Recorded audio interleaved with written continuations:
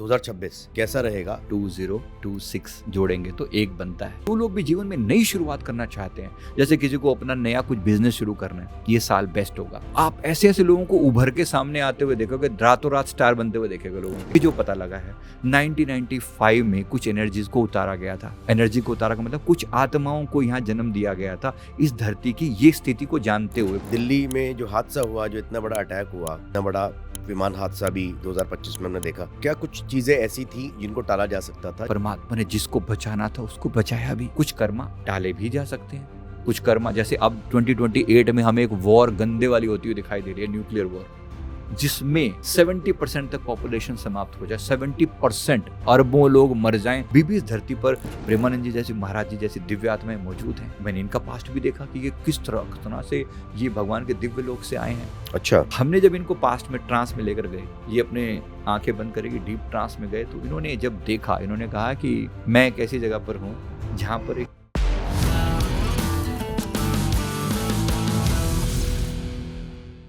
बहुत बहुत स्वागत है आपका संजीव जी वापस हमारे शो में। जी वेलकम संजीव जी। जी धन्यवाद धन्यवाद। अच्छा लगा आपको वापस देखकर, और ऑलमोस्ट 1 साल के बाद हम वापस मिल रहे हैं। जी इस 1 साल में हमने बड़ी सारी चीज़ें और भी करी। जब आपसे बात करी उसके बाद बहुत सारे अलग-अलग तरह के लोग हमारे पास आए, जिनके साथ हमने almost similar kind of topics पे बात करी या थोड़ा बहुत कहीं न कहीं इंटर रिलेटेड। और जहाँ तक मैं समझता हूँ कि हर एक इंसान, जो मैं समझ पाया लोगों से पॉडकास्ट करके, लोगों के कमेंट्स देखकर, किसी न किसी रूप से परेशान है। आप भी वही परेशानियाँ दूर करते हैं। लेकिन मैं एक चीज़ जानना चाहूँगा आज आपसे, जो मैं शुरू करना चाहता हूँ टॉपिक, वो है चक्र, जो हमारे 7 चक्र हैं। क्या उन चक्रास को देखकर लोगों की बीमारियाँ ठीक हो सकती हैं? Healing from chakra? डेफिनेटली, क्योंकि चक्र क्या है, देखो पहली बात, चक्र हमारी एनर्जी के 7 केंद्र हैं जो हमारे एनर्जी बॉडी में होते हैं। एक हमारा ये भौतिक शरीर है, फिजिकल बॉडी है।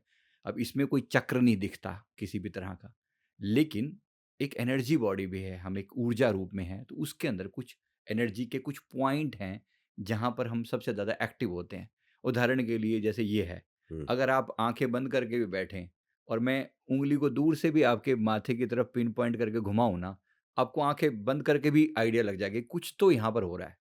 ये हुँ, एक जनरल सी बात है, बचपन में हुँ। खेल भी करा करते थे जी, ऐसे जी। घुमा घुमा के ना, कि देखो क्या हो रहा है। तो ये वही वाली बात है, यानी कुछ ऐसी चीज है, कुछ ऐसा केंद्र है, ऐसी ऊर्जा जहां पर हमारी ऊर्जा एक खास पॉइंट पर केंद्रित होती है, इकट्ठी होती है। हुँ, तो योग ने उसमें 7 चक्रों में उसे डिवाइड किया।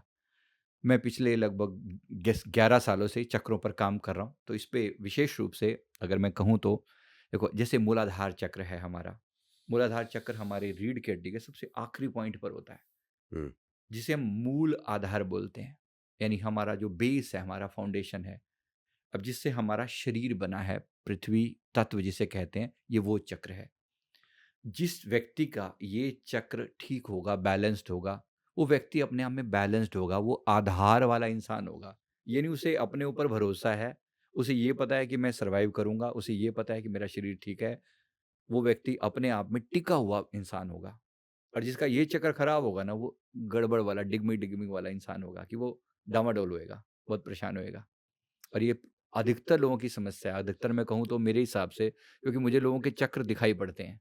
अगर मैं सही-सही इंटरप्रेट करूँ तो सिंपली देखकर किसी के भी चक्र बताए जा सकते हैं कि व्यक्ति कहाँ पे अटका हुआ है। तो मूलाधार चक्र लगभग 80% से ज़्यादा लोगों का खराब है, मुझे जो अच्छा। दिखता है। इतना ज़्यादा खराब है, मतलब इससे क्या है, कहीं न कहीं लोग डरे हुए हैं और इस डर का इम्पैक्ट उनके जीवन में हर जगह पर पड़ता है। कहते हैं ना, डर के आगे जीत है, तो वो डर जो है वो उनको अटका के रखता है कहीं न कहीं। अब डर किस चीज़ का है? शरीर का डर, मैं बीमार ना पड़ जाऊँ, हॉस्पिटलाइज़ेशन का डर, आगे वृद्धावस्था का डर, या फ्यूचर में मेरे साथ मेरी मनी प्रॉब्लम हो जाएगी तो क्या करूँगा? लोग अपने आप को सिक्योर करने के चक्कर में परेशान रहते हैं, दुखी रहते हैं, और जिनको सिक्योरिटी नहीं मिलती, वो और ज़्यादा परेशान रहते हैं। लेकिन जहाँ तक मुझे लगता है कि जो सिर्फ़ अध्यात्म की तरफ बहुत ज़्यादा डीप चले गए, हुँ, जिनको किसी चीज़ से मतलब नहीं है, उनके अलावा तो पूरी विश्व में हर कोई एक डर के माहौल में तो कहीं न कहीं जी किसी न रहा किसी है। तरह का भय यस, तो होगा। यस, और वो हर एक एज में होता है, स्कूल का, यस, कॉलेज का, फिर प्रोफ़ेशनल लाइफ़ का, फिर फैमिली लाइफ़ का, फिर बच्चों का, तो वो हर कैटेगरी में होगा ही होगा। Yes, yes. तो इसका मतलब तो फिर ये हुआ कि ऑलमोस्ट एवरीवन यस। वो उस डर से जूझ रहे हैं। ऐसा नहीं है कि केवल उन लोगों की है जो लोग बहुत स्पिरिचुअली इंक्लाइंड है। कुछ लोग भौतिक रूप से भी, जिन लोग जो अब देखो ग्राउंड लेवल की चीज़ है ये। जो व्यक्ति अपने बेस पर काम करेगा ना, अपने फाउंडेशन को स्ट्रॉन्ग बनाएगा, उसका ये डर ओवरकम हो जाएगा। इसका मतलब ये है कि थोड़ी देखो आजकल क्या हो रहा है, एक तो पृथ्वी तत्व से हम दूर होते चले जा रहे हैं। पृथ्वी हमारी माँ है जो हमें आधार देती है। मूलाधार चक्र का कलर है लाल। और ये भी इसमें 4 पंखुड़ियाँ इमेजिन की जाती हैं, ऐसे एक 4 पंखुड़ियों के क का बोलते हैं। इसका मतलब ये हमें क्या देता है? ये हमें सिक्योरिटी देता है, ये हमें सेफ्टी देता है, हमारे शरीर को स्ट्रॉन्ग बनाता है और हमारे इम्यून सिस्टम को बेहतर करता है। अच्छा, अगर ये चक्र ठीक है तो। यानी जिसका ये ठीक होगा, वो व्यक्ति शरीर से स्वस्थ होगा, उसका मन टिका होगा, शांत होगा और वो व्यक्ति जो है अपनी फाउंडेशन, अपने ऊपर उसे भरोसा होगा, एक टिकाव होगा उसके मन में। अब इसमें क्या होता है, बचपन से ही हमें अगर किसी व्यक्ति को बहुत ज़्यादा दुत्कारा गया है, बहुत ज़्यादा डराया गया है, धमकाया गया है, जो कि अधिकतर लोगों के साथ पेरेंटिंग बहुत अच्छी नहीं होती, तो उन लोगों का रूट चक्र खराब होता है, बहुत ओके, खराब होता है। ओके। मतलब ये हर उस केस में हो सकता है जहाँ पे बच्चा बुली हुआ है स्कूल में यस, या घर में डरा हुआ है या यस, किसी भी तरह का स्ट्रेस है उसको। राइट। ओके, अब देखो कुछ लोगों के पेरेंट्स बड़े अच्छे होते हैं, बड़े प्यार से अपने बच्चे को स्ट्रॉन्ग बनाते हैं और जो बच्चे को पेरेंट्स की जो पेरेंटिंग का प्रभाव सीधा-सीधा पड़ता है, वो बच्चे के उसके ऊपर ज़रूर पड़ता है। नॉर्मली जीवन में 7 साल तक की उम्र, 0 से लेके 7 साल तक की उम्र पर प्रकृति रूप से हमारे मूलाधार चक्र पर प्रकृति काम करती है। अगर 0 से 7 साल की एज में किसी बच्चे ने ठीक-ठाक सपोर्ट लिया है पेरेंट्स का, सपोर्ट मिला है स्ट्रांगली, टीचर्स का सपोर्ट मिला, पेरेंट्स का, दोस्तों का, रिश्तेदारों का और ये बच्चा ठीक-ठाक लेवल पर ग्रो किया है, तो उसका मूलाधार चक्र ठीक होगा, ओके। यानी स्ट्रांग होगा अगर पेरेंटिंग ठीक हुई है तो। तुम्हें हुँ, कहा गया कि भई तुम बहुत स्ट्रांग हो, तुम अच्छे हो, तुम सब अच्छे से कर सकते हो। देखते हो आप कुछ बच्चे बिल्कुल ही यूनिकली अलग परफ़ॉर्म करते हैं और कुछ लोग बहुत डरे-डरे से जीते हैं अपने आप को, बड़ी मुश्किल से पिट-पिट के, रो-रो के फिर आगे की गति होती है उनकी, है ना? तो ये वो बच्चे हैं जो जिनका मूलाधार चक्र ठीक रहा, बेसिक फाउंडेशन अच्छा मिला। हुँ, इसको फाउंडेशन रूट चक्र इसी को बोलते हैं। वो आपका आधार बन गया, बेस बन गया। ठीक है? फिर 7 के बाद मतलब 8 साल से लेकर 14 साल तक की उम्र में हमारा स्वादिष्टान चक्र पर काम होता है, प्राकृतिक रूप से।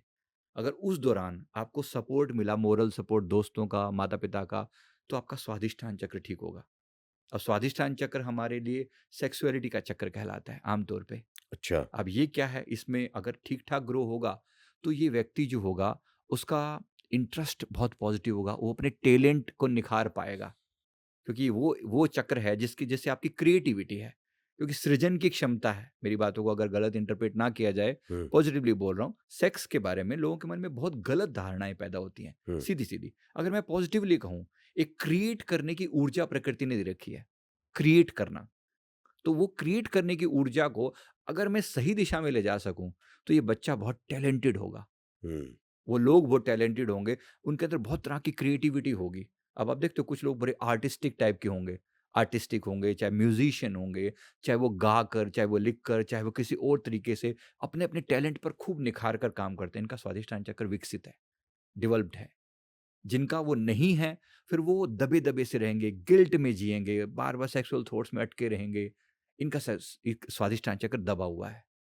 ये इस तरीके से सीधी-सीधी इंटरप्रिटेशन है। हुँ, यानी अगर ऐसा किसी व्यक्ति के जीवन में है, तो उसको इस चक्र पर काम करना चाहिए। इसे ठीक अच्छा, करने का प्रयास करना चाहिए, गिल्ट से बाहर आने के लिए। इसके कारण सेक्सुअल डिज़ीज़ इत्यादि भी हो जाती हैं, क्रिएटिविटी भी लॉस हो जाती है, मन गिल्ट में जीता है, फिर सुसाइडल थॉट्स भी आते हैं और नशे की तरफ भागने शुरू कर देते हैं लोग। किसी कोई व्यक्ति नशे की तरफ भाग रहा है, इसका सीधा मतलब है उसका स्वादिष्टान चक्र वीक है। अगर वो थोड़ा-सा उस पर काम करे, तो उससे बाहर आया जा सकता है। मैं कहता हूँ बहुत सिंपल सी उससे बाहर आने का उपाय है। जैसे हुँ, हम सोचते सोचते हैं कि अगर बच्चे को उस एज में जब वो ग्रो कर रहा था, यानी उसकी एज 8 से 14 साल के बीच में थी, यानी टीनेजर थी। टीनेजर में अगर माता-पिता का सपोर्ट ठीक मिला होता, तो ये बच्चा किसी और लेवल पर हो सकता था, अच्छा, है ना? तो वो सपोर्ट माता-पिता की तरफ से ज़रूर होना चाहिए। एक तरीके से मैं सीधी भाषा में कहूँ तो ये सेक्सुअल एनर्जी का ट्रांसफॉर्मेशन है। प्रकृति ने वो एनर्जी तो क्रिएट करी, लेकिन हमने उस एनर्जी को काम को राम में बदल दिया, ओके, ठीक है? काम ऊर्जा है, ऊर्जा वही है, लेकिन उसका इम्पैक्ट चेंज कर दिया और वो आपके जीवन की ग्रोथ बन गई। हुँ, इसकी एक सिंपल सी एक्सरसाइज़ होती है। एक्सरसाइज़ ये होती है जैसे मूलबंद लगाना, एनएस को थोड़ा-सा अंदर की तरफ खींच के और श्वास को बाहर की तरफ फेंकना। अच्छा। एक छोटा-सा प्रोसेस है। लेकिन ये अगर खाने के बाद होता है, खाने से पहले नहीं, होता ये है? थोड़ा खाली खाली पेट ही पेट? रहेगा, हाँ। अच्छा। सिर्फ़ 5 मिनट, ज़्यादा नहीं। पेट को अंदर खींचा और एनस को अंदर की तरफ खींचा, मूल बंद लगाया और ऐसे तो ये तो एक तरह से कपालभाति। कपालभाति टाइप आप कह अच्छा, सकते हैं, लेकिन कपालभाति में एक विशेष बात एडेड है, वो है मूल बंध। आप एनएस को अंदर की ओर खींच रहे हो। अच्छा। उससे क्या हो रहा है, वो जो ऊर्जा है, नीचे से ऊपर की ओर इम्पैक्ट डाल रही है, उसको एक रास्ता मिल रहा है। आम तौर पे उस अच्छा। ऊर्जा को रास्ता क्या मिला था, नीचे जाने का। हुँ। तो आम तौर पे लोग उसी चीज़ से अट्रैक्ट होते हैं, ऑपोज़िट जेंडर के पीछे पागल बने रहते हैं, सारी ज़िंदगी उसी में निकाल देते हैं। और हुँ। फिर ये क्या है, हम काम को राम में परिवर्तित कर रहे हैं, अपनी ऊर्जा को निखार रहे हैं। सचिन तेंदुलकर जी की जीवनी में मैंने एक बात पढ़ी थी, उन्होंने कहा कि जब मैं छोटा था, तो मेरे उस्ताद ने मुझे एक क्रिया सिखाई थी, जिसके कारण मेरे बल्ले में वो इम्पैक्ट आया।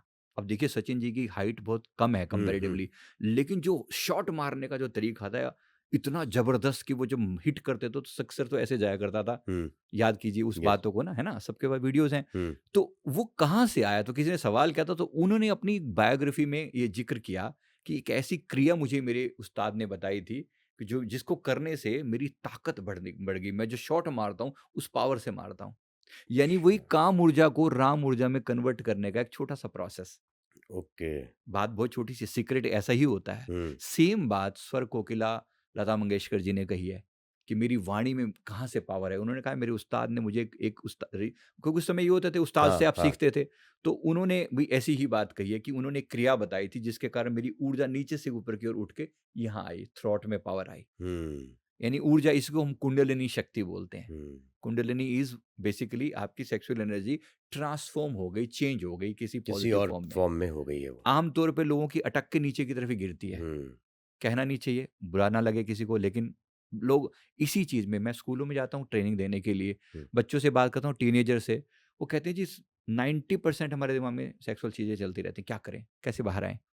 तो उनके लिए मैंने बोला कि आप प्लीज़ थोड़ी-सी छोटी-सी क्रिया केवल 5-7 मिनट के लिए करना शुरू कर दो। तो आप देखो जीवन में कैसे चेंज आता है, धीरे-धीरे वो ऊर्जा ट्रांसफ़ॉर्म होगी। टाइम लेती है, 5-7 मिनट अगर आप डेली भी करें, तो आपको 1 डेढ़ महीने के अंदर, मतलब आप 21 डेज़ लगा लीजिए, इतना डिसेंट चेंज आएगा ना, निखार आने लगेगा चेहरे के ऊपर, ग्लो आने लगेगा। अंदर की वो ऊर्जा ट्रांसफ़ॉर्म होके किसी भी टैलेंट में कन्वर्ट हो जाएगी, और वो होनी चाहिए। छोटी-मोटी प्रोसेस अगर हम अपने स्कूलों में भी सिखाना शुरू कर दें, क्योंकि मैं जाके स्कूलों में ट्रेनिंग देता हूँ, जी। इसी चीज़ के लिए कि लोग, बच्चे थोड़ा-सा चेंज कर पाएँ और उस चीज़ से बाहर आ सकें। ऊर्जा वही है, हमने उसको ट्रांसफ़ॉर्म करके टैलेंट बना दिया आपका। तो जैसे अगर आज के टाइम पे आपने तो बहुत सारी चीज़ें ऐसी देखी होंगी कि जो प्रॉब्लम्स को या बीमारियों जी। को किसी न किसी तरह से या तो जन्मपत्री से हुँ। या किसी टोना-टोटका से या किसी ऐसी एंटिटी से जोड़कर दिखाया जाता है कि आपके साथ ये है।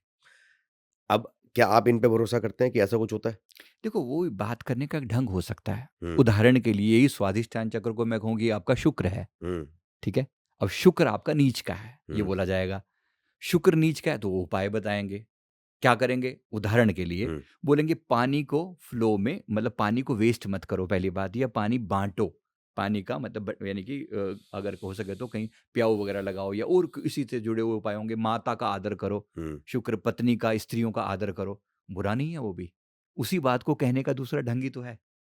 अच्छा, देखो, वही चीज़ अगर किसी व्यक्ति का स्वाधिष्ठान चक्र खराब होगा, तो वो व्यक्ति ऑटोमैटिकली स्त्रियों के प्रति हो सकता है उसमें बुरे ख़्याल आएँगे।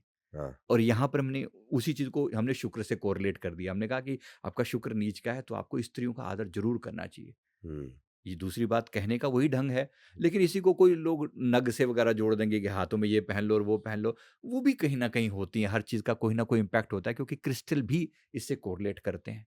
और यही चीज़ अगर हुँ, हम बात करें चक्रास की, हुँ। क्या ये पास्ट लाइफ से रिलेटेड होती हैं? Because you also work in it. हमारे जी, पिछले जी। बार जब बात हुई थी, हमारी पास्ट लाइफ को लेके बहुत यस, बात हुई थी और यस।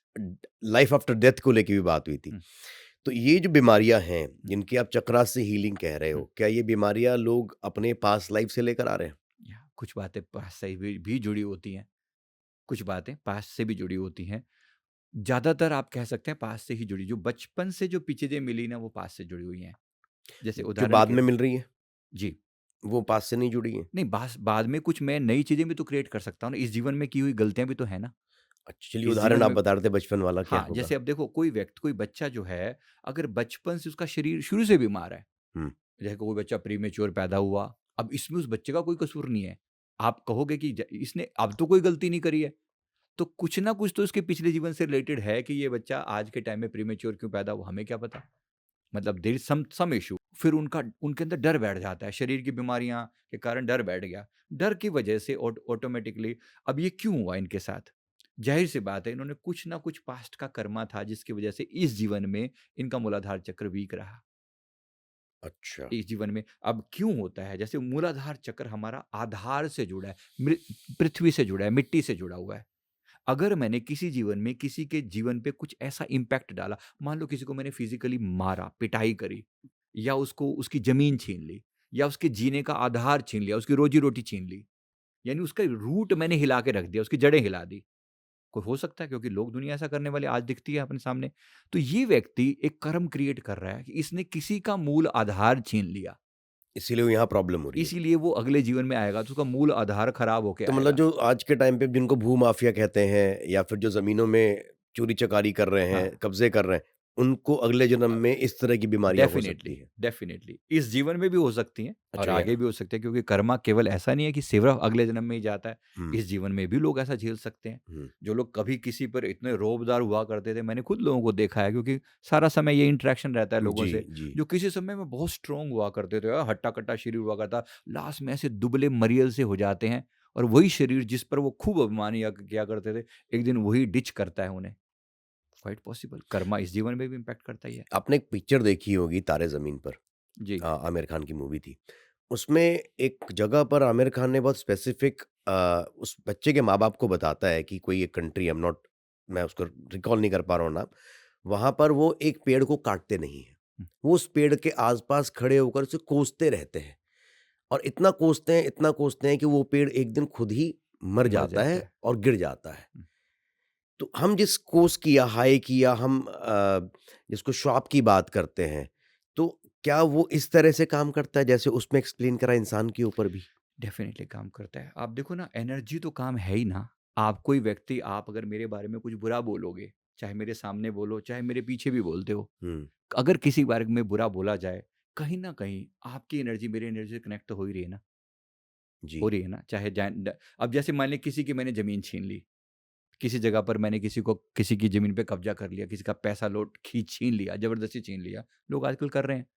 अब जो कर रहा है, जिसके मन पे इम्पैक्ट डाला, यानी उसका उसका कुछ छिन गया, तो उसके मन से बददुआ ज़रूर निकलेगी, हुँ, और वो बददुआ निकलेगी तो कहीं न कहीं ये दोनों आपस में जुड़ जाएँगे। ये व्यक्ति चाहे इसका कहीं जन्म हो जाए, इसका कहीं जन्म हो जाए, लेकिन जैसे ही इनका ये कनेक्टेड रहेंगे एक-दूसरे के साथ, और कहीं न कहीं इस व्यक्ति के जीवन का जिसने छीना, तो ये इसकी ज़रूर इसकी लाइफ़ में ये चीज़ आएगी ही आएगी, और इसका भी जीवन ऐसा बीतेगा, ये तकलीफ़ में ज़रूर आएगा। अच्छा जो हम अभी आज के टाइम पे हमेशा से आज भी नहीं कह सकते, नज़र लगने की बात करते हैं, जी, इसके साथ भी ये कोरिलेशन होता है? सेम पॉइंट है। ओके, तो नज़र लगना मतलब हमारा ऑरा वीक हो जाना, यस, यही तो होगा? यस। तो हम उसको स्ट्रॉन्ग कैसे बनाए रखें? किसी की नेगेटिविटी ने हमें इम्पैक्ट किया, जी। और हम ऑरा वीक हो गया हमारा, ऑब्वियसली, तो ये हमारा ऑरा की कमजोरी बन गई, मतलब वही किसी के द्वारा लगाई गई हाय, हुँ, या किसी के द्वारा, क्योंकि बददुआएं तो लोग देंगे ही देंगे, जी। जाहिर सी बात है। आपने अगर हमने ऐसे कोई उल्टे सीधे काम किए होंगे तो बददुआएं मिलनी मिलनी है। कभी कभी बिना कारण के भी लोग हमसे ईर्ष्यावश भी वो करते हैं। जी। जैसे आपको, हमने किसी का बुरा नहीं किया, लेकिन लोगों में आजकल क्या करते हैं, लोग शो ऑफ बड़ा करते हैं। हुँ। जैसे किसी ने कुछ गाड़ी ली और गाड़ी के साथ सेल्फियाँ खिंचवा-खिंचवा के वो डाल रहा है यूट्यूब पे, हाँ, हाँ, पोस्ट कर रहे हैं हाँ। सोशल मीडिया पे। अब जिसके पास गाड़ी नहीं है, उसको तकलीफ तो होएगी, हुँ। और किसी की शादी की फ़ोटो डाल रहे हैं, जिसकी शादी नहीं हो रखी, उस बेचारे को तो तकलीफ होएगी। और वो जो तकलीफ होएगी तो कहीं न कहीं उसके जो उसकी वाइब्रेशंस है, उस सामने वाले को इम्पैक्ट करती हैं। इसको नज़र लगना बोलते हैं। लेकिन ऐसा होता क्यों है? क्योंकि ये तो ईर्ष्या है। हुँ, ये तो अननेसेसरी ईर्ष्या किसी के थ्रू मतलब किसी के लिए हो रही है। आज सपोज़ मैं अच्छा काम कर रहा हूँ, मेरी मेहनत हो सकती है। मैंने हुँ, अपनी मेहनत करके अच्छा काम किया, आप अच्छा काम कर रहे हैं, आपने सालों की अध्ययन करा है। हुँ। अब कोई इंसान जो उसमें वो कैपेबल ही नहीं है कुछ करने के, लेकिन वो ईर्ष्या करके या चिढ़ के वो खाली आपको कोस रहा है। हुँ। उसका इम्पैक्ट भी हमारे ऊपर क्यों पड़ता है? थोड़ी-सी एनर्जी तो चेंज होती है ना। देखो, एनर्जी अब उसकी अपनी फ्री विल है। हुँ, हम तो उसको कुछ नहीं कह रहे। हाँ, हमने उसको कोई तकलीफ नहीं दी।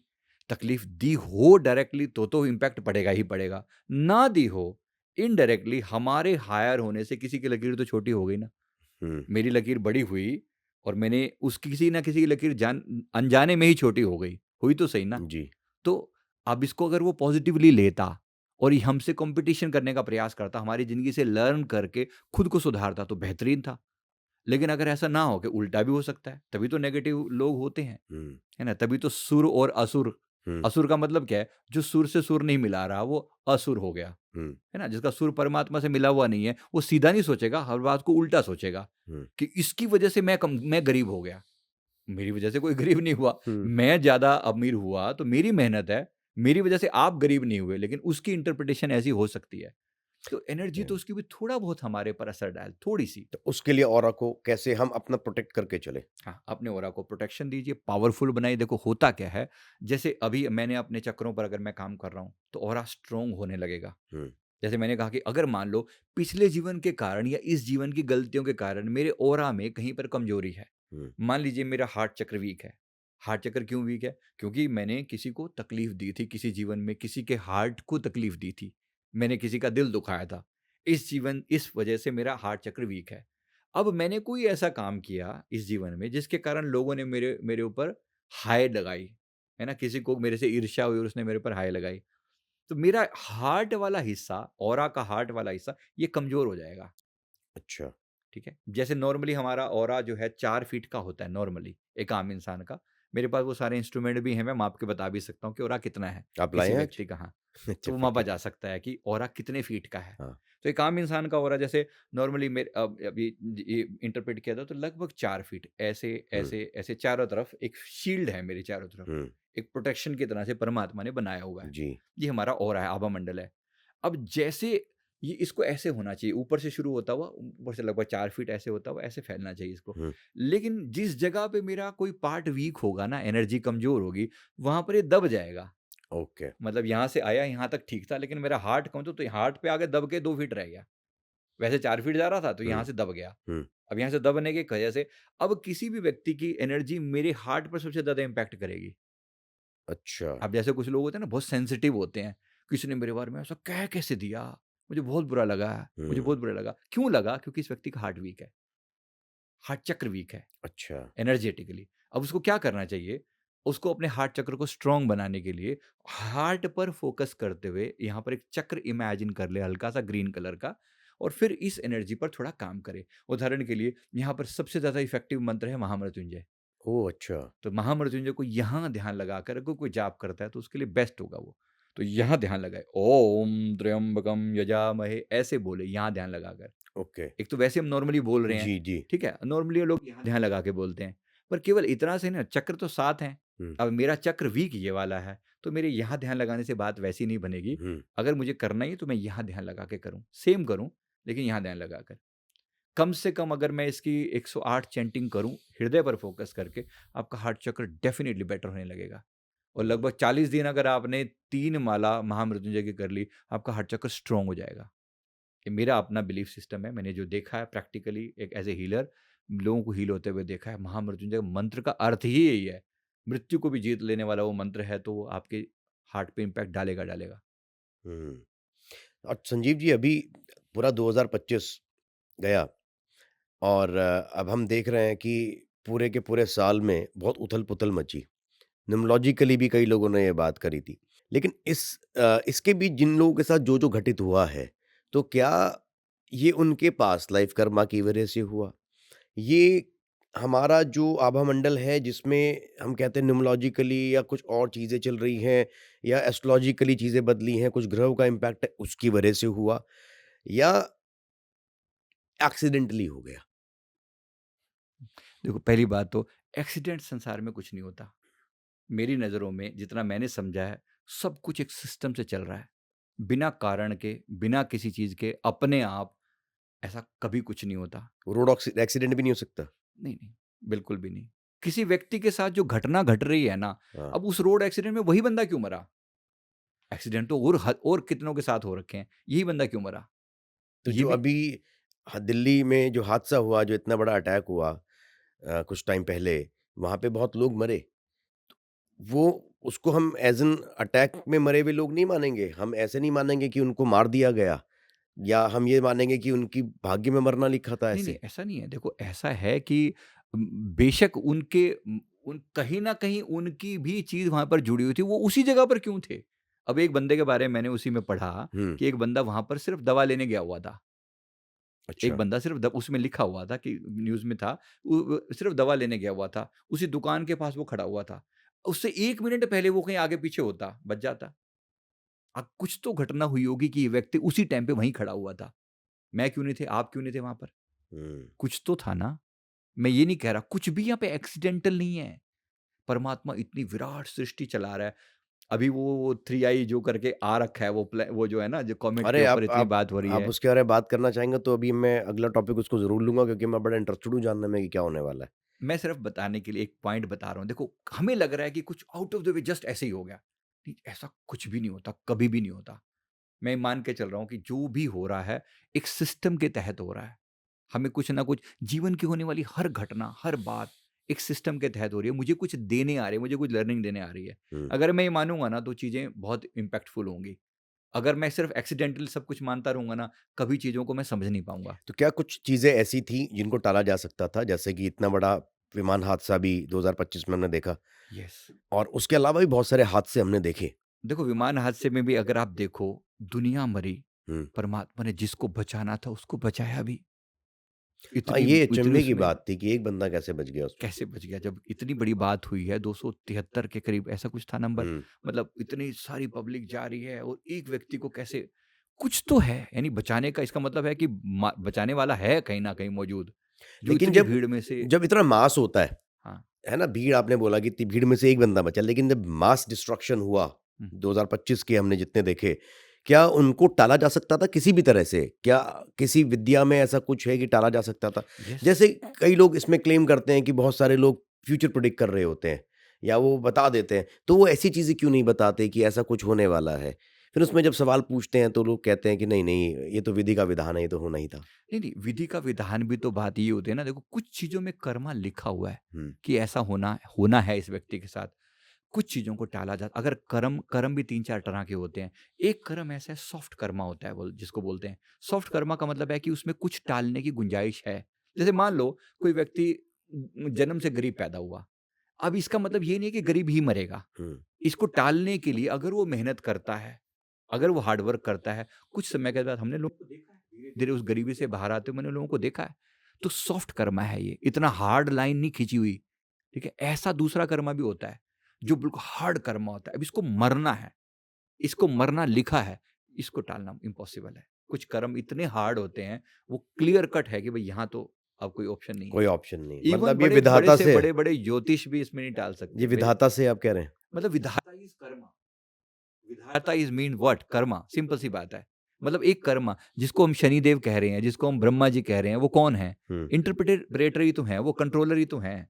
हम दोष उनको थोड़ी दे रहे हैं, विधाता ने मेरे ही भाग्य में क्यों लिखा? मैंने क्या गलती करी थी? क्योंकि मेरा कोई कर्मा ऐसा था। अगर मैंने किसी को कभी एक्सीडेंट में मारा था और मुझे एक्सीडेंट में मरना लिखा है, नाउ दिस इज़ विधाता। हुँ। मतलब मैं इसको कर्मा से इंटरप्रेट करूँ तो ज़्यादा आसान है, क्योंकि विधाता तो कंट्रोल में नहीं है ना। विधाता ने मेरे ही भाग्य में क्यों लिखा? आपके में क्यों नहीं लिखा? इसके में क्यों नहीं लिखा? उसके क्यों नहीं लिखा? नहीं, ऐसे नहीं ना। मेरे के साथ है क्योंकि मेरा कर्मा जुड़ा हुआ है। मैं कह रहा हूँ कर्म का सिद्धांत ना हर जगह एप्लीकेबल है। बिल्कुल सिंपल सी भाषा में समझेंगे ना, कर्म प्रधान है सारा खेल। और वरना वरना तो लोग अब एक्सीडेंट ब्लेम ही करते रह जाएँगे हुँ। कि बिकॉज़ परमात्मा ने लिख दिया, अब तो तुम कुछ कर ही नहीं सकते। नहीं, ऐसा बिल्कुल भी नहीं है। पर मैं फिर वही कह रहा हूँ कि कुछ कर्मा टाले भी जा सकते हैं। कुछ कर्मा, जैसे अब 2028 में हमें एक वॉर गंदे वाली होती हुई दिखाई दे रही है, न्यूक्लियर वॉर। अब से अरे! 2028 में, 2028 की बात कर रहा हूँ, आती हुई दिखाई दे रही है। बहुत भयंकर न्यूक्लियर वॉर हो सकती है, जिसमें 70% तक पॉपुलेशन समाप्त हो जाए। 70% अरबों लोग मर जाएँ, इस बात की संभावना दिख रही है। संभावना दिख रही है।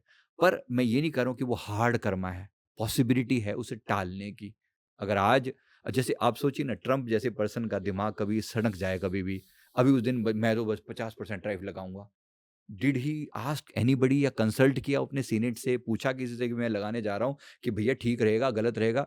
उसने किसी से पूछा? नहीं पूछा। दिमाग सटक गया, बोल दिया मतलब बोल दिया।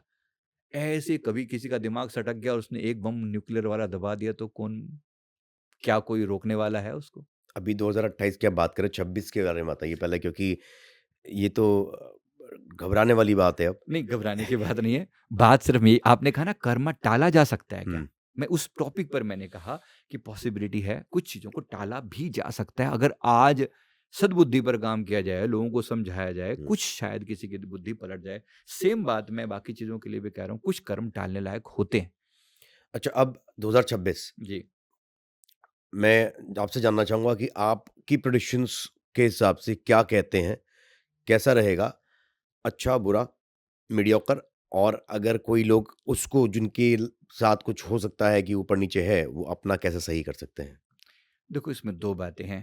एक अगर मैं संसार के लेवल पर कहूँ तो जो 2025 में हमने देखा, 2025 मंगल का साल था। हुँ, सारा साल ओवरऑल युद्धों, लड़ाइयों, एक्सीडेंट और सेना रिलेटेड चीज़ों में, सेनापति का जो साल होता है 9 नंबर था, हुँ। तो सेना का साल जिसको कहा जाता है, सेनापति मंगल का साल। तो मंगल युद्ध का कारक है, गुस्से का कारक है, गुस्से में बहुत लोगों ने बहुत सारी चीज़ें करी।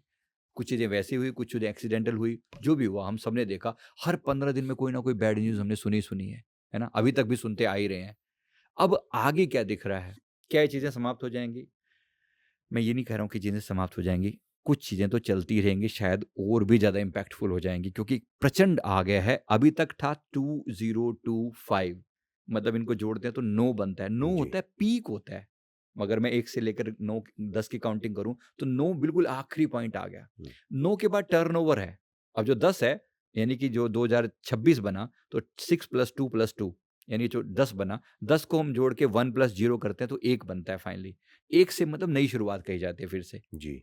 तो एक तरीके से स्पिरिचुअली अगर मैं कहूँ तो एक नई शुरुआत होने जा रही है। बहुत कुछ पॉज़िटिव होगा, बहुत कुछ। लेकिन सबके बारे में नहीं कह रहा हूँ, बहुत कुछ पॉज़िटिव होगा इस सेंस में कि जो लोग भी जीवन में नई शुरुआत करना चाहते हैं, जैसे किसी को अपना नया कुछ बिज़नेस शुरू करना है, ये साल बेस्ट होगा। सूर्य का साल है। जिसको कुछ अपनी फ़ील्ड में ग्रो करना है, कोई नई शुरुआत करनी है, कोई नई बिगिनिंग, कोई नया करियर, कोई नई चॉइस, कोई नया एडवेंचर, कोई नया रिश्ता, हर चीज़ में ये साल नंबर 1 जाएगा।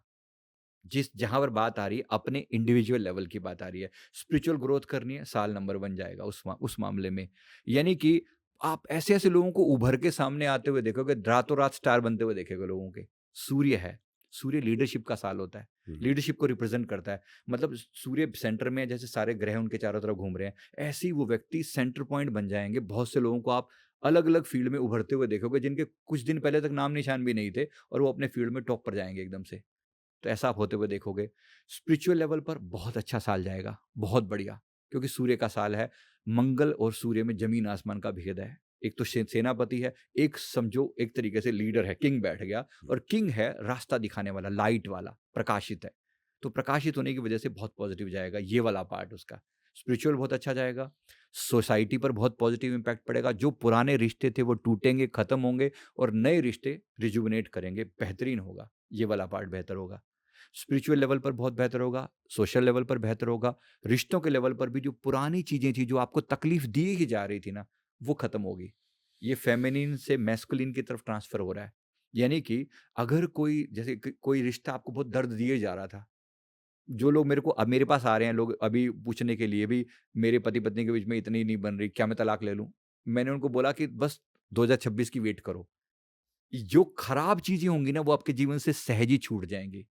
और जो अच्छी चीज़ें होंगी वो आपके जीवन में ऑटोमेटिकली प्रेवलेंट होने लगेंगी। तब थोड़ा-सा समय दे दो अपने आप को और उसके बाद जो चॉइस लगे फिर कर लेना। तो टेक सम टाइम।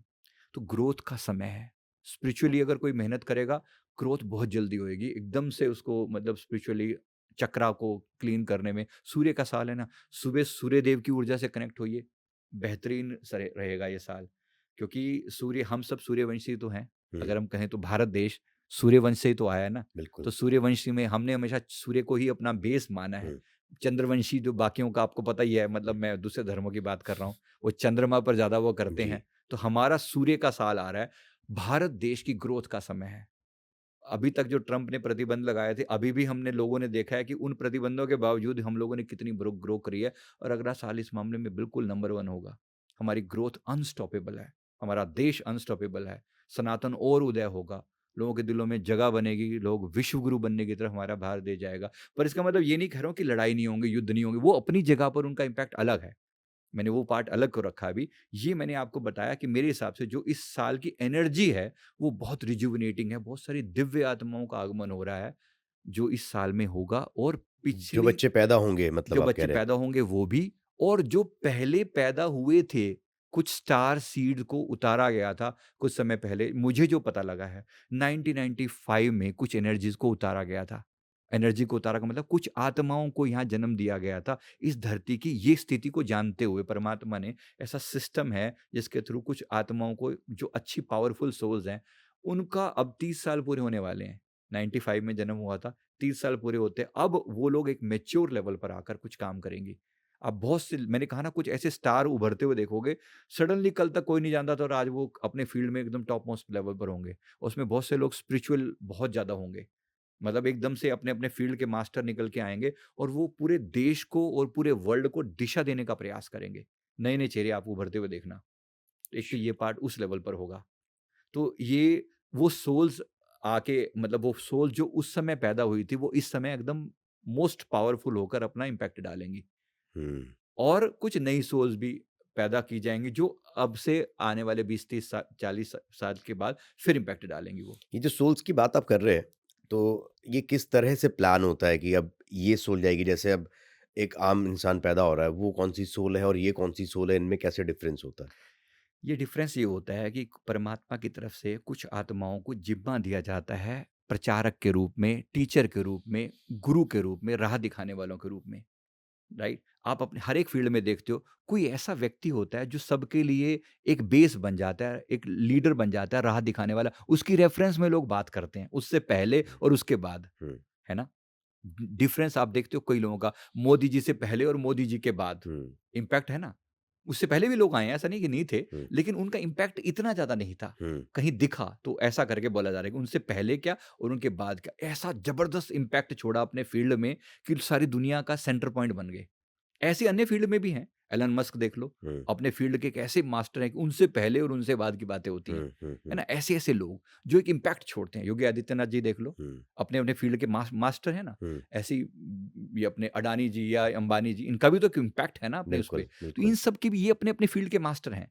तो ये जो होते हैं, इनका संसार के ऊपर एक ज़बरदस्त इम्पैक्ट, ये पावरफुल सोल्स हैं, ये दिशा दिखाती हैं। एक एलन मस्क ने देखो पूरे वर्ल्ड की डायरेक्शन कितनी चेंज कर दी है, हुँ, सोचने की हुँ, नज़रिया बदल दें, ऐसी सोल्स होती हैं।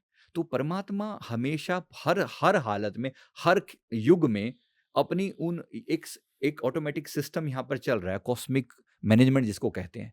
जैसे हम एक घर की भी मैनेजमेंट करते हैं, लोग अपनी फैमिली प्लान करते हुँ, हैं। हुँ, उदाहरण से कह रहा हूँ ना, एक छोटी-सी फैमिली को भी हम प्लान करते हैं, भी ये बच्चा ऐसा है और 3 इतने गैप के बाद ये बच्चा ऐसे करके।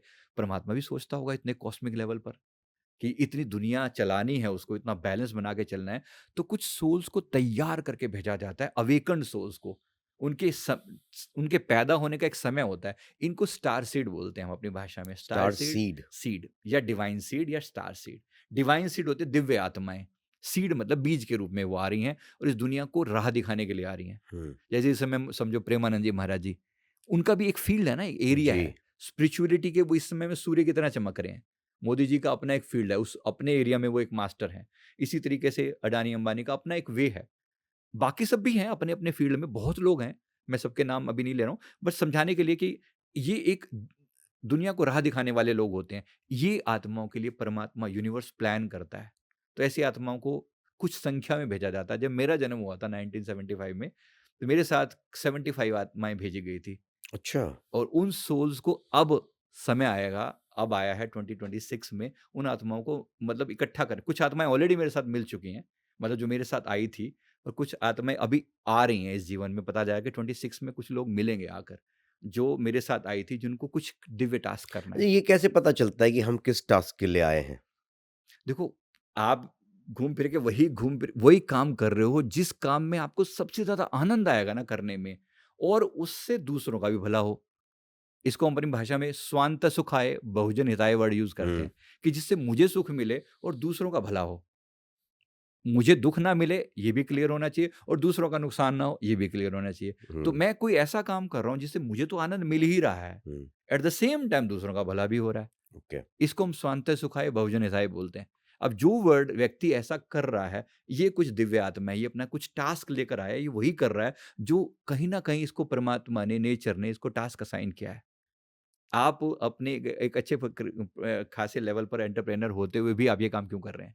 ये आपकी आत्मा की कॉलिंग है, हुँ, ये आपकी सोल की कॉलिंग है जो आपसे जानबूझकर ये चीज़ करवा रही है ना? बस ऐसे ही हर एक व्यक्ति की एक दिशा है और वो करेगा ना उसको बहुत खुशी मिलेगी।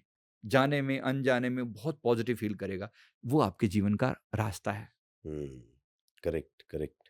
तो हर एक को परमात्मा कहीं न कहीं राह ज़रूर दिखाता है। अगर बंदा थोड़ा-सा भी अपने सेल्फ से जुड़ा होगा ना, उसको ज़रूर एक्सपेरिमेंट करके देख लेने चाहिए। अगर कोई व्यक्ति अनक्लियर है अपने बारे में कि मुझे क्या करना चाहिए, ज़रूर कोई ना कोई काम ऐसा करे जिसमें दूसरों की सेवा हो। उसको कोई ना कोई ऐसा काम मिलेगा जिसमें उसको मैक्सिमम सैटिस्फैक्शन होगा और जहाँ वो हो ना उसको पकड़ लेना चाहिए। ओके। यही काम मेरे लिए है। और किस तरह से 2026 में अ, डिस्ट्रक्शन कैसे-कैसे देख रहे हैं आप?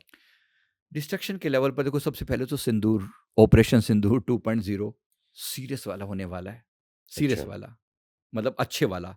ऐसा इम्पैक्ट देखो आप सोचिए अभी राजनाथ सिंह जी हमारे आदरणीय रक्षा मंत्री जी की भी स्टेटमेंट थी हुँ, कि पाकिस्तान नक्शे पे भूगोल से नाम ही मिट जाएगा।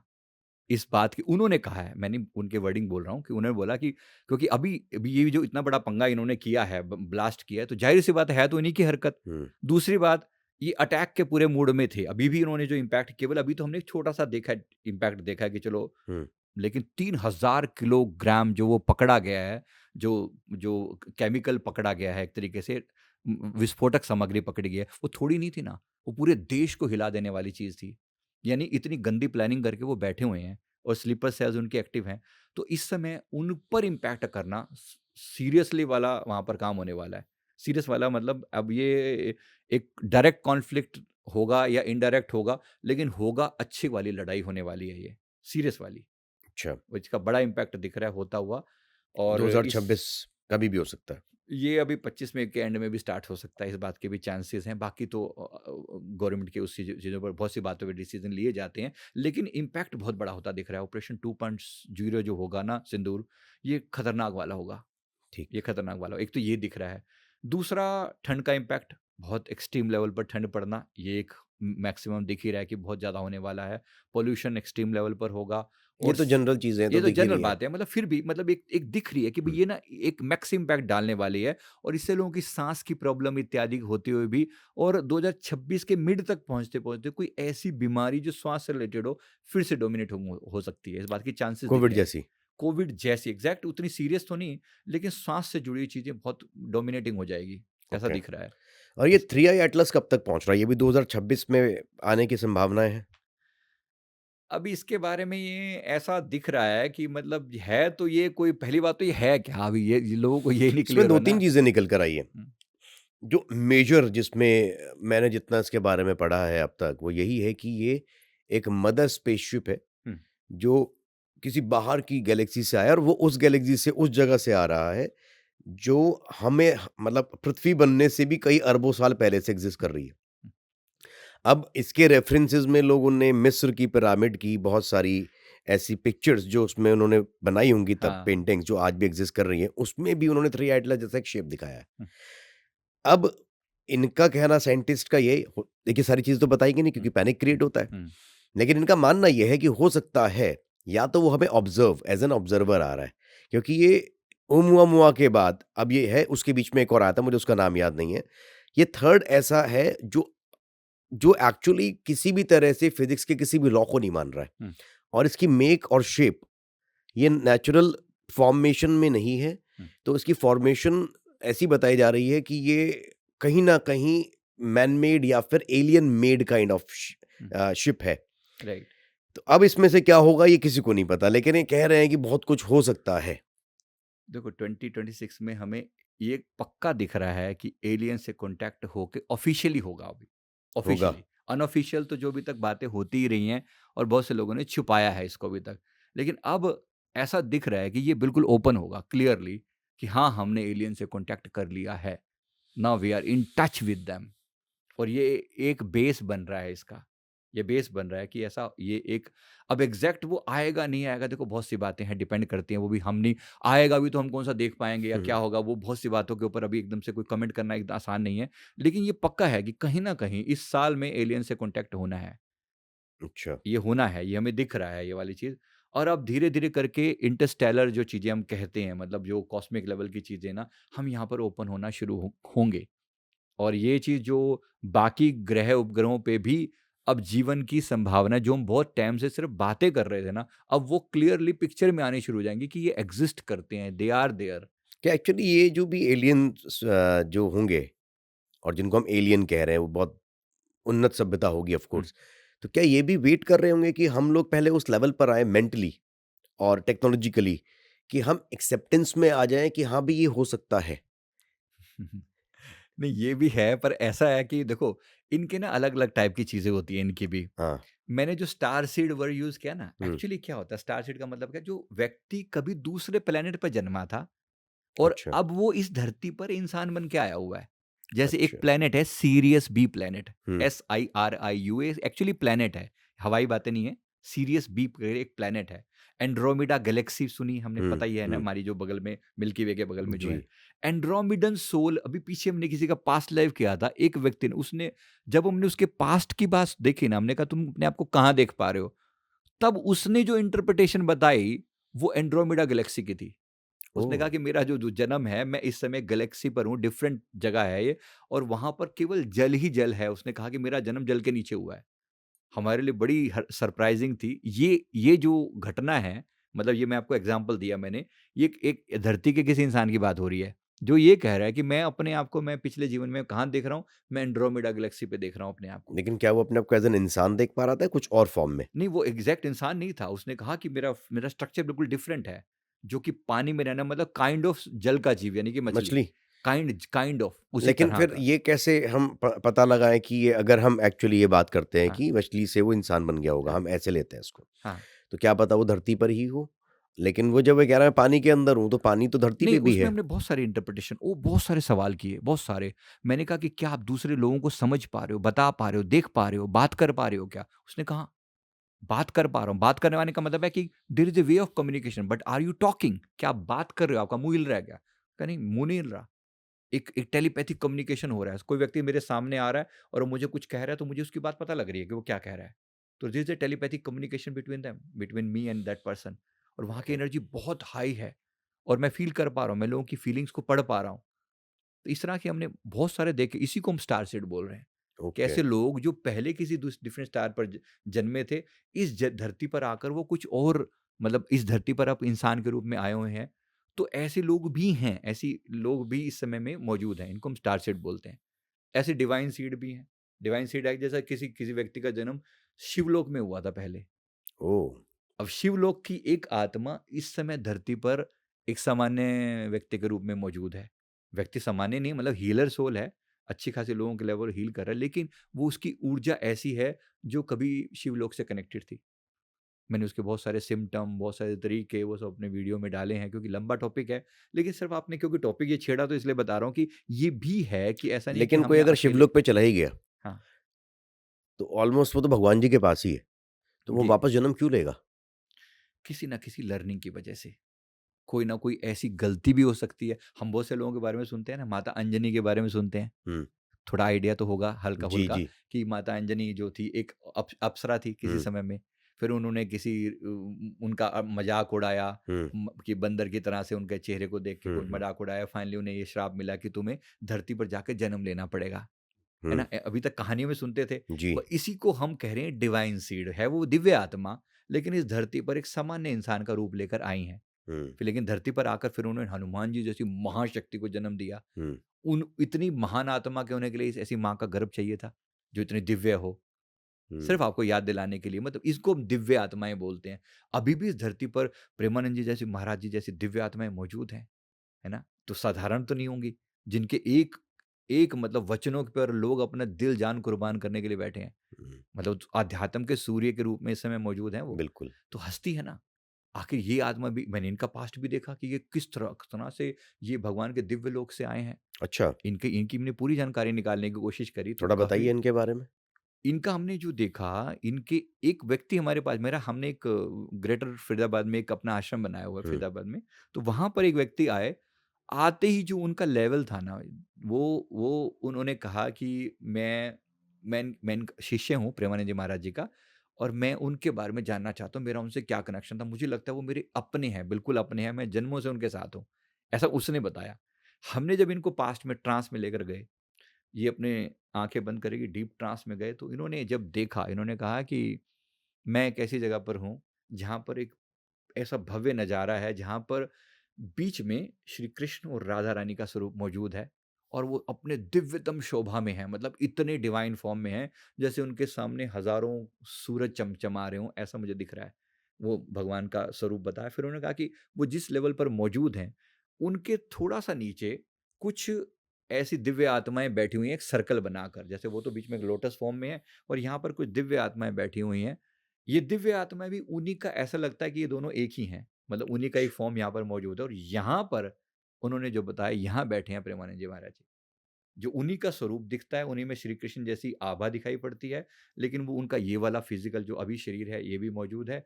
और सिमिलरली उन्होंने कहा कि श्री भक्ति वेदांत शील प्रभुपाद जी वहाँ पर मौजूद हैं आचार्य के रूप में। वो भी उन्हीं के समकक्ष उसी लेवल पर विराजमान है। मतलब इस तरह से उन्होंने और इंटरप्रिटेशन बताई। उन्होंने कहा कि और भी दिव्य आत्माएँ मौजूद हैं, जिनको मैं सबको नहीं पहचान पाया, लेकिन वहाँ पर क्योंकि मेरा इन्हीं से कॉन्टैक्ट है, तो मैंने अपने महाराज जी को पहचाना और इसी तरह मुझे और दिव्य आत्मा भी वहाँ पर दिखाई दी। ये समझो, सपोज़ भगवान श्री कृष्ण जी के नेक्स्ट लेवल पर बैठे हुए आचार्य, वो जो उन्हीं का स्वरूप और वो सृष्टि के कण-कण में भगवान का नाम कैसे फैले, ये सारी परियोजना चल रही थी वहाँ पर, प्लानिंग चल रही है वहाँ पर। क्या बात एंड है! He is part of that. उसने कहा कि मैंने अपनी आँखों से नज़ारा हम देख रहे हैं और वो देख रहा है और रो रहा है और उसकी वज़ह से हम सब रो रहे हैं, मतलब लिटरली, क्योंकि मैं तो ट्रांस में लेके गया हुआ था। मेरे सामने जो बता रहा है, तो मतलब मैं खुद भी अपने आप को नहीं रोक लेकिन पा रहा क्या हूँ ये कि उसकी इमेजिनेशन भी हो सकती है? बेशक होने को आप कह सकते हैं, पर एक सोचो ना, जिस व्यक्ति के हृदय के अंदर इतनी जगह है उसकी, फिर हमने अपने लेवल पर भी कन्फर्मेशन किया। पहली बात तो, हुँ, हम भी इतना समय हो गया, मेरे कम से कम 10-12 साल का एक्सपीरियंस इसी फील्ड में है, तो मुझे भी पता लगता है कि बंदा कितना झूठ बोल रहा है, केवल मन से बोल रहा है, क्या बोल रहा है। हुँ। उसकी जो अवस्था थी वो डिफरेंट, बिल्कुल अलग थी। मतलब वो जिस लेवल पर था, तो हमने कहा कि भई इसकी आत्मा ने सच में वो चीज़ पाई है, वो आनंद वो समझा है। फिर रामा हमने प्रेमानंद जी महाराज जी के अन्य जन्मों के बारे में भी इंक्वायरी करी। अच्छा, तो कुछ और जन्म भी उनके पुराने की बताए गए, उसने वहाँ से निकल के आए। उनका एक जन्म जैसे कांचीपुरम में एक जगह है, साउथ में, दक्षिण में, वहाँ पर उनका एक जन्म हुआ था। वहाँ पे गृहस्थ साधक के रूप में थे। आपने इस तरह के और जन्मों में देखा, एक नेपाल में इनका जन्म हुआ है। अच्छा। तो हर जन्म में इन्होंने जो साधनाएँ करी, जो इन्होंने अपने आप को मतलब एक तरीके से सैक्रिफाइसेस किए, जो खुद को तपाया, आज वो सारी इम्पैक्ट का, मतलब सारी चीज़ों का जो अल्टीमेट इम्पैक्ट है, आज इनके स्वरूप में दिखाई पड़ता है। और बागेश्वर धाम बाबा? इनसे मेरा बहुत ज़्यादा परिचय मैंने नहीं किया। कोई कोई अच्छा। केस अगर आए तो मैं उसके थ्रू ले जा सकता हूँ, मेरे लिए वो ज़्यादा आसान होता है। तो ये तो 2 लेकिन लोग आए, हैं तो ये भी दिव्य आत्मा ही, हैं तो क्योंकि सही, जैसा ये काम कर डेफ़िनिटली रहे हैं। हैं बिल्कुल, बिल्कुल, और इसमें जितना कोई डाउट नहीं है। सनातन को फैलाने का काम कर रहे बिल्कुल, हैं बिल्कुल, इसमें कोई और डाउट नहीं। बहुत यंग एज में। बिल्कुल, बिल्कुल। एक 26 ईयर, 27 ईयर से आप एक्सपेक्ट नहीं कर हाँ, सकते कि वो इतना बड़े लेवल पर सोचे। तो दिव्य दिव्य आत्मा आत्मा है, ही है, तभी बिल्कुल कर है। पा रहे हैं क्योंकि पिछले जन्म से कुछ ऐसे चीज़ें, ज्ञान लेकर अपने साथ आए होंगे, डेफ़िनिटली। जो उनको अभी से पता है। डेफ़िनेटली, कोई डाउट नहीं है इसमें। आप सोचिए, यही लोग ही तो हैं जिनके कारण आज धरती जो है, एक एक जो एक मुकाम लेकर बैठे हैं। एक आम इंसान अपने बीवी-बच्चों से बाहर ही नहीं आ पाता, अपने हाँ। परिवार में छोटी-मोटी चीज़ों से अटका रह जाता है और कोई व्यक्ति अगर पूरे बड़े लेवल पर इम्पैक्ट डाल रहा है, तो असर तो है ही ना। अच्छा, और संजीव जी, जो बिल्कुल ये तो हो गए दिव्य आत्मा। अब जो बिल्कुल निचले स्तर की आत्माएँ होती हैं, वो क्या होती हैं? मतलब क्या जो एंटिटीज़ जिनको हम अलग-अलग नामों से पहचानते हैं, जो डराती हैं सबको, क्या ये भी जन्म लेकर आती हैं कहीं पर इंसान की तरह? डेफ़िनिटली दोनों का अपना-अपना इम्पैक्ट है, पॉज़िटिव है तो नेगेटिव भी होगा ही होगा। अच्छा। प्रकृति का नियम है, इन चीज़ों से कोई बच नहीं सकता। जहाँ पर भी एक पहाड़ बना है, उसके कॉरेस्पॉन्डिंग गड्ढा ज़रूर होगा। और ये कैसे पहचाना जाए कि ये वाले जो है, जिस तरह के लोग हैं, तो मैं तो यही मान के चलता हूँ जितने खुराफाती हमारे पूरी हाँ, दुनिया में घूम रहे हैं, हाँ, क्रिमिनल्स, हाँ। ये वही वही आत्माएँ होती हैं, हैं? वही हैं, बिल्कुल वही हैं। अब देखो, इंसान के रूप में डेविल हो सकते हैं हुँ, या टोटली डेविल हो सकते हैं। इंसान के रूप में ही आए हैं, हुँ, मतलब वही लोएस्ट फ्रीक्वेंसी पे हैं वो, हुँ। है ना? इसका मतलब इन्होंने कुछ ऐसे बुरे कर्म पहले भी किए थे, फिर उसके कारण और चीज़ें बिगड़ती गई और इनके फिर जन्म हुए, फिर इन्हें फिर सज़ा मिली। जैसे जेल में जाकर हुँ। कुछ लोग सुधर के आते हैं और कुछ लोग जेल में जाकर और बड़े खूंखार कैदी वो बन जा आतंकी बन जाते हैं, है ना? तो ऐसा भी बहुत होता है। आपने कोई कर्म किया, एक जीवन में कोई बुरा कर्म हो गया, उस बुरे कर्म के बदले में आपको सज़ा मिली। सज़ा के बाद आपने उसका इम्पैक्ट नेगेटिवली लिया कि ये सब बुरे हैं, इन्होंने मेरे प्रति ये किया, और फिर वो और बुरा हो गया, हुँ, और फिर वो धीरे-धीरे असुर बन जाता है। हमने अच्छा। वर्ड यूज़ करते हैं असुर, मतलब जो सुर से सुर नहीं मिला रहा, जो असुर है, उसका सुर बिल्कुल डिफरेंट है, समाज की विधारा से वो अलग है, तो वो ओके। असुर टाइप का। तो संजीव जी, हमने अभी तक पॉडकास्ट में बहुत सारी जो बातें करी, उसमें से मेजरली अब जो लोग वेट कर रहे होंगे, वो ये कर रहे होंगे कि 2026 उनके लिए कैसा रहेगा पर्सनल लेवल पे। हुँ, तो हम तो सबके लिए कामना करते हैं कि अच्छा ही रहे और डेफ़िनिटली। बढ़िया होना चाहिए, सब खुशहाल और सुखी होने चाहिए। लेकिन ऐसा आप क्या लोगों को देना चाहते हैं, बताना चाहते हैं जो 2026 में वो करें? चाहे वो हीलिंग के तौर पे हो, चाहे वो मेडिटेशन हो, चाहे वो स्पिरिचुअल हो, जिससे उनकी जो पूरे साल की जो रिदम है और एनर्जी है, वो बहुत अच्छी रहे?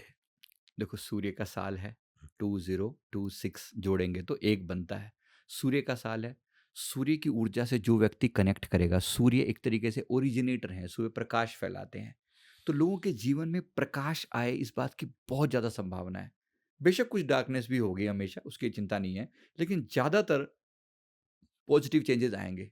तो क्या करना चाहिए? सूर्य देव की पूजा, सूर्य देव की उपासना, सुबह उठ के सूर्य देव को जल अर्पण करना।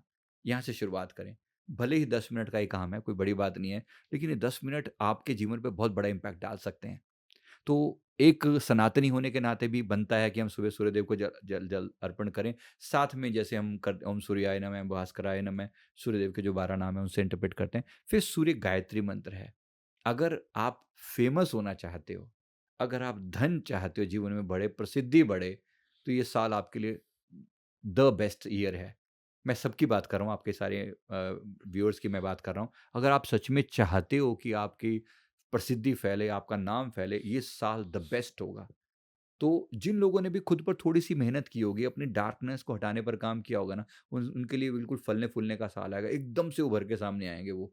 तो उसके लिए क्या करेंगे? सूर्यदेव की उपासना, थोड़ी देर के लिए प्रार्थना, प्लस अगर हो सके तो सूर्य गायत्री मंत्र की 108 चैंटिंग ज़रूर कर लें। ये क्या ओम होता है? सूर्य गायत्री मंत्र हाँ, कैसा होता जैसे है? एक नॉर्मल गायत्री मंत्र होता है, ओम भूर्भुवः स्वः हुँ, तत्सवितुर् वाला जो मंत्र हुँ। होता है, वो भी सूर्य देव को ही समर्पित है। अच्छा, अगर वो करना चाहें तो वो बेस्ट है, नंबर 1। अदरवाइज़ सूर्य देव का एक सूर्य गायत्री मंत्र स्पेसिफिकली है। तो ओम आदित्याय विद्महे दिवाकराय धीमहि तन्नः सूर्य प्रचोदयात्, इस नाम ओके। से मंत्र है, बड़ा सिंपल सा, इतना सा ही है। इसको नेट पे देख लेंगे, बड़ी आसानी से लिखा हुआ है। इसकी 108 चैंटिंग करें। ये सूर्यदेव के सामने बैठकर कर सके तो नंबर 1, ना कर सके तो घर पे बैठ के रूम भी कर सकते हैं। ये आपके जीवन में आपको फेमस बनाने पर काम करेगा, धन बढ़ाएगा जीवन में। तो ये साल फेमस होने का है, पॉजिटिव होने का है, स्ट्रॉन्ग होने का है, पुरानी रिचुअल्स को तोड़ने का है। जो व्यक्ति अपने जीवन में बड़ा चेंज लाना चाहता है ना, this is the year. Okay. मैं इसलिए मैं डरावनी बातें, नेगेटिव बातें बिल्कुल नहीं कह रहा हूँ कि क्या होगा। देखो, कुछ चीज़ें होंगी, डेफ़िनिटली होंगी, मैं कह रहा हूँ वो अनअवॉइडेबल हैं। जब नया मकान बनेगा तो पुराना टूटेगा ना, पहले तो टूटेगा तभी बनेगा ना। हुँ, तो कुछ पुराने रिश्ते टूटेंगे, पुरानी बातें टूटेंगी, पुरानी खोजें जो अभी तक जो मान्यताएँ थी ना, आप देखोगे ग्लोबल लेवल पर टूटेंगी। अपने बिलीफ सिस्टम पे काम करो ना, खुद के कॉन्फिडेंस को बढ़ाने पर काम करो, इसके लिए ये साल द बेस्ट है। मतलब ओके। एकदम से मैं इसके लिए लेकर चल रहा हूँ कि कोई भी व्यक्ति अगर सुबह, मतलब सूर्योदय से पहले उठकर, सूर्योदय के आस-पास लगा लो, चलो 6 बजे सूर्योदय होता है लगभग, तो उसके आधा घंटा पहले और 1 आधा घंटा 1 घंटा बाद तक लगा लो। अगर कोई व्यक्ति इस समय उठ के साधना करेगा ना, मैक्सिमम इम्पैक्ट आएगा जीवन में। सूर्यदेव की ऊर्जा को देखते हुए अपने चक्रों को ठीक करे, चक्रों को ठीक करके अपने मन में पॉजिटिव अफ़र्मेशन डाले कि मैं एक स्ट्रॉन्ग पॉजिटिव पर्सनैलिटी हूँ और मैं ग्लो कर रहा हूँ, मैं ग्रो कर रहा हूँ। तो ऑरा में सुनहरी आभा आनी शुरू हो जाएगी, गोल्डन ऑरा होना शुरू हो जाएगा, और गोल्डन ऑरा वाले व्यक्ति इतने फेमस होंगे समय आने पर। और साथ-साथ में अपने जो लक्ष्य है, अपने जीवन का जो गोल है, उस पर काम कीजिए।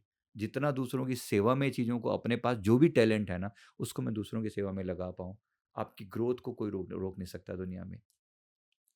तो मैं उम्मीद करता हूँ कि आपके सभी दर्शकों के लिए, आपके लिए भी धन्यवाद। शुभकामनाएँ, नए साल की। आने वाला समय आप सबके लिए शुभ हो, हमारा देश के लिए शुभ हो, सनातन के लिए विशेष रूप से सूर्योदय जी की बिल्कुल, तरह से होगा ये।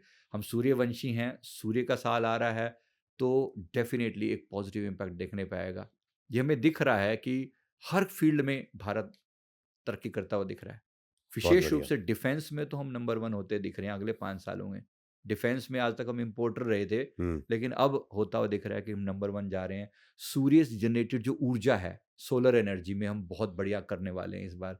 अडानी जी ने वो प्लांट लगाया। सुनने में तो आ रही हैं चीज़ें, जी। मतलब समझ में तो रहता है ना कि वो सब, यानी देश में उन सब चीज़ों में रिन्यूएबल एनर्जी सोर्सेज़ में वो हुँ, बढ़ रहा है। हुँ, हमारी जो small scale, medium scale industries जो हैं, वहाँ पे ग्रोथ होती हुई दिखाई दे रही है। कपड़ा उद्योग बहुत बेहतर होता हुआ दिखाई पड़ रहा है। हमारी जो सेमीकंडक्टर चिप इंडस्ट्री है, उसमें बहुत ज़बरदस्त ग्रोथ दिखाई पड़ रही है होने होने वाली।